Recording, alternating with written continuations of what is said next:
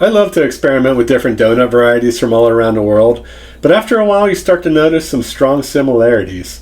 They're usually made out of a wheat flour dough that's been individually shaped and then fried. Even though the shape, toppings, and fillings may vary, they're always instantly recognizable as a donut. I think that's what appealed to me about the Noum Kong donuts out of Cambodia so much. They're not made out of wheat flour. In fact, they're 100% gluten-free. And the outside gets extremely crispy, while the inside is soft and chewy. It's not all about texture, though. It's also about flavor. It's topped with a palm sugar caramel and sesame seeds. I would love to show you how I make Noum Kong donuts. And to pair with it, I was thinking about an English-style pale ale. Something like a Old Speckles Hen. I think the ample caramel malt in the beer provides a nice toffee-like character that'll pair well with the palm sugar caramel. And the earthy English hop varieties will be a nice match for those sesame seeds. But we'll see how this pairing works out in a little bit after I make the Noum Kong donuts.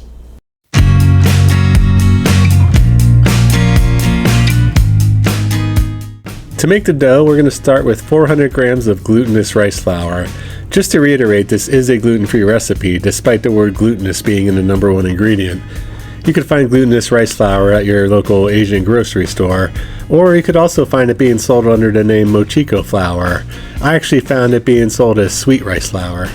I'm also adding half teaspoon of salt, 2 tablespoons of granulated sugar, and a 400 milliliter can of coconut milk.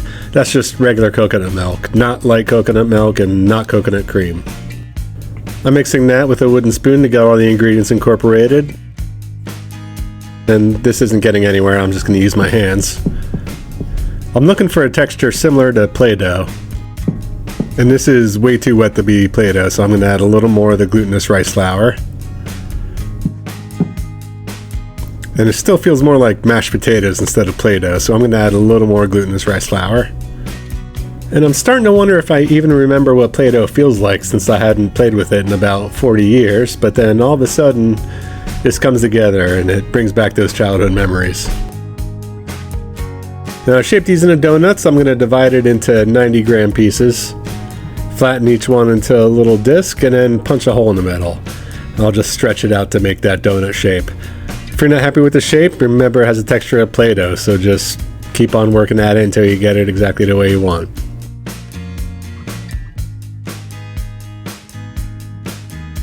And I ended up with 8 perfect looking donuts.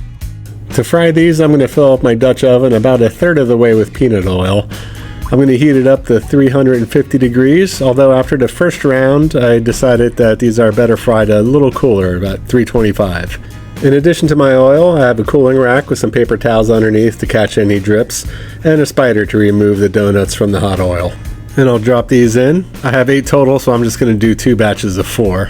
I fried these for about 12 minutes, flipping them halfway through. And this is why I decided to lower my oil temperature. I think the outside crisped up too much, so then as the middle expanded, it violently ripped the outside open.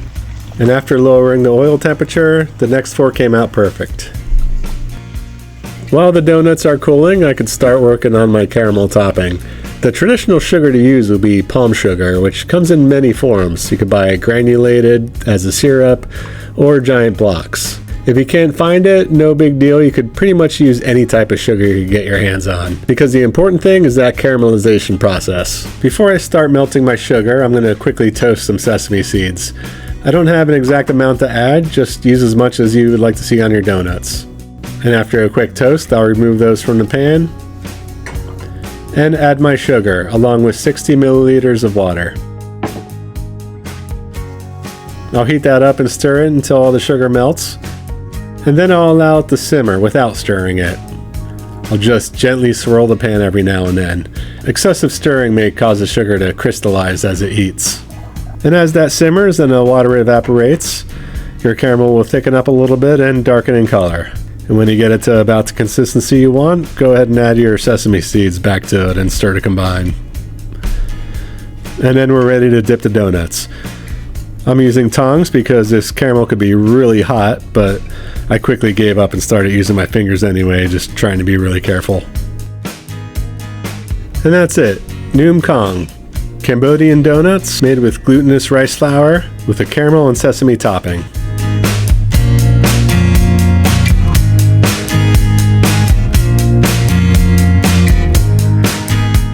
Let's try that with some Old Speckles Hen. And this is a nitro can, which means it's carbonated a lot less than your typical beer, but instead infused with nitrogen, which is not nearly as soluble as carbon dioxide, so when you pour it, it produces a really creamy head and a silky smooth mouthfeel. The caramel malt flavor and earthy hop aroma are actually the perfect pairing for the caramel and sesame topping of the Noum Kong. But the real winner here is that texture from the glutinous rice flour. How often do you get this sound from a wheat flour donut?